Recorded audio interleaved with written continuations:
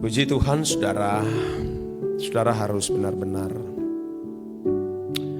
menghayati firman yang tertulis dalam Yakobus pasal 2 ayat 19 yang mengatakan, engkau percaya bahwa hanya ada satu Allah saja, itu baik. Tetapi setan-setan pun juga percaya akan hal itu dan mereka gemetar. Sebenarnya saudara, teks aslinya di sini bukan setan,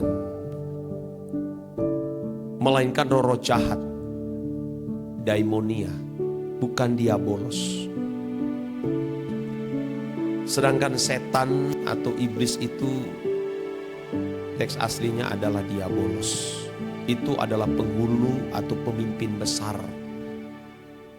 yang telah menyeret sepertiga bintang, yaitu malaikat-malaikat yang jatuh, saudara. Jadi dia pemimpin besar. Dia yang pernah melawan Tuhan Yesus ketika Tuhan Yesus masih mengenakan tubuh daging seperti kita ini. Nah, tentu saya tidak berbicara mengenai oknum ini, tapi saya berbicara mengenai iman yang benar, saudara. Iman yang benar. Iman itu, saudara, dalam bahasa aslinya itu pistis. Kata kerjanya adalah pistewo, percaya. Iman memiliki pengertian, artinya itu penurutan terhadap kehendak Allah. Sedangkan kata percaya atau pistewo itu adalah menyerahkan diri. Tentu menyerahkan diri kepada objek yang dipercayai, tentu Tuhan. Nah, kita harus memahami mengenai kata iman ini. Ini bukan berarti kalian atau hanya memiliki pengertian keyakinan. Tetapi iman di sini, saudara, beda dengan iman yang dipercayai oleh agama samawi atau agama di luar Kristen. Karena pada umumnya pengertian kata iman itu hanya bertalian pada keyakinan. Tapi iman yang diajarkan kepada kita tentu berbeda. Dan iman itu diperagakan oleh Nuh, oleh Abraham, maupun tokoh-tokoh perjanjian lama yang lain. Iman itu harus disertai dengan tindakan atau perbuatan. Misalnya seperti Nuh yang diperintahkan Tuhan untuk membuat bahtera di atas gunung. Tidak ada hujan, tidak ada tanda-tanda. Dan cukup lama, saudara, memakan waktu yang bukan singkat tapi panjang, saudara. Tapi dia menunjukkan iman itu dengan tindakan membuat bahtera. Bukan hanya sekedar meyakini. Seperti Abraham yang dipanggil keluar oleh Tuhan dari Ur Kasdim, sebuah kota metropolitan lembah Sumer yang cukup maju di zaman itu, jauh sebelum Mesir. Abraham membuktikan dengan tindakan. Tindakannya itu adalah keluar, mengungsi dari tempat itu. Sebab Mesopotamia atau Ur Kasdim itu menjadi pusat penyembahan berhala. Dan Allah tidak menginginkan Abraham ada di tempat itu. Karena melalui Abrahamlah dari generasinya akan lahir juru selamat. Abraham membuktikan dengan tindakan. Dia keluar, mengalami masalah dalam perjalanan menuju ke tempat yang Allah tuju. Terjadi bencana kelaparan, Abraham tidak menoleh ke belakang. Dia terus berjalan. Itu baru tindakan iman yang dibuktikan dengan perbuatan. Dan oleh sebab itu, saudara-saudara kekasih dalam Tuhan, kita harus sungguh-sungguh memperkarakan Iman seperti apa yang kita miliki, saudara? Iman seperti apa? Nah, untuk membangun iman yang benar, kita harus sungguh-sungguh mengetahui beberapa hal. Tentu yang pertama, apakah masih ada dosa yang kita lakukan ini? Orang yang beriman tidak mungkin dia menyimpan dosa. Dia sudah keluar dari cara hidup manusia lama. Seperti seperti Abraham yang meninggalkan Ur Kasdim, ya saudara, itu tindakan iman. Jangan sampai kita berkata kita orang beriman, tetapi kita masih hidup di dalam dosa. Saudara tahu bahwa dosa itu adalah kekejian di mata Allah, kebencian di mata Allah. Mungkin ya saudara, secara moral umum, ya kita tidak melakukan pelanggaran moral.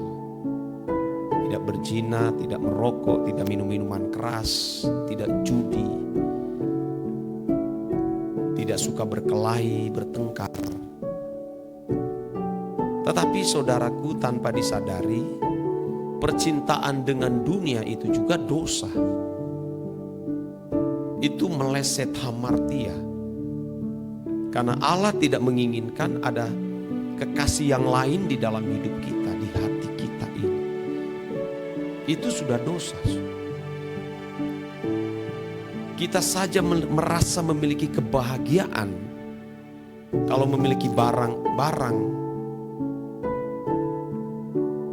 Itu sudah dosa, saudara. Tidak boleh memiliki kebahagiaan yang lain kecuali cuma Tuhan kebahagiaan kita. Ya. Dan memang kita hanya dikhususkan untuk itu. Mengasihi Tuhan dengan segenap hati, kekuatan, akal budi, dan jiwa. Jadi kita selalu harus mengoreksi diri, memeriksa diri kita setiap hari. Jangan sampai ada dosa-dosa itu. Kesalahan saja kita memiliki keinginan mata, itu sudah dosa. Wah, memang itu sebabnya saudara, kita harus memiliki kepekaan roh, memiliki kecerdasan roh, agar bisa membedakan mana kehendak Allah, apa yang baik, yang berkenan, dan yang sempurna. Setan itu sangat licik bagaimana membelokkan hati kita kepada perkara-perkara dunia. Kita harus waspada terhadap oknum satu ini ya saudara.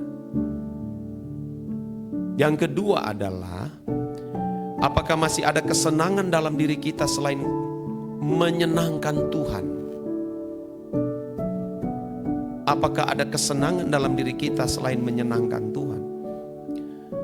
Saudara, kita pasti akan teruji.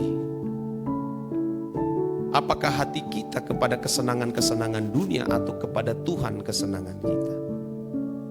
Ayub pun diuji. Diuji saudara, untuk membuktikan apa kesenangannya tersebut pada barang-barang, kepada keluarga sendiri pun saudara diuji saudara, terhadap anak-anak. Tuhan coba mengambil semuanya itu saudara. Mengambil semuanya, tentu melalui setan. Sehingga Ayub kehilangan segala-galanya. Bahkan ditimpakan dengan penyakit bara yang busuk. Habis. Tidak ada yang disisakan lagi saudara. Benar-benar Ayub hidup sebatang kara. Istrinya juga meninggalkan Tuhan. Menuduh Tuhan. Mengata-ngatai Tuhan. Anak-anaknya dimatikan. Harta bendanya raib habis. Tidak ada lagi yang tersisa. Tapi Ayub membuktikan bagaimana dia mencintai Tuhan, saudara. Di level ini saja kita rasanya tidak mampu Tuhan. Itu sebabnya kita harus menghabiskan semua keinginan-keinginan kita. Dan hanya menggantikan keinginan satu-satunya cuma Tuhan, saudara. Itu pun sudah setengah mati. Nah, apalagi saudara yang tidak pernah mendengar firman seperti ini. Di jalan saudara membawa kendaraan, apalagi kalau kendaraanmu mahal, baru. Ada yang tanpa sengaja menyerempet, akhirnya tergores wajah bodi dari kendaraan yang kau miliki. Di situ akan teruji apakah hati kita mencintai barang itu atau tidak, atau kita lebih mencintai jiwa orang itu yang walaupun dia sudah melakukan pelanggaran. Nah, itu semua akan teruji kan. Atau kita akhirnya turun dan kita maki-maki. Dan kita berkata, kamu tidak tahu berapa harga mobil ini. Hah? Oh. Dari perkara kecil, saudara. Saya bicara ini karena saya pelaku itu. Saya tahu diarahkan kemana hatiku ini. Apakah ke Tuhan atau kepada barang-barang. Nah, ini sudah mengerikan.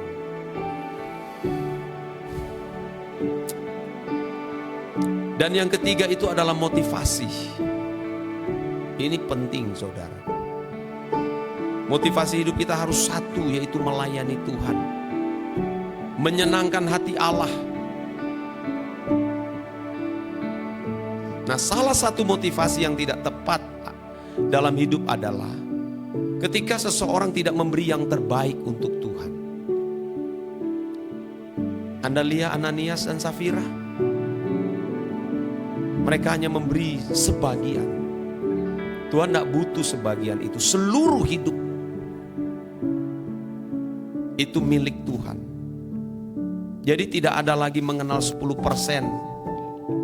Tidak lagi mengenal buah sulung 10%. Itu sudah tidak ada semuanya. Karena Tuhan menuntut segenap hidup. Kalau segenap hidup kita milik Tuhan, berarti semua yang kita miliki itu milik Tuhan. Tidak ada yang disisahkan sama sekali.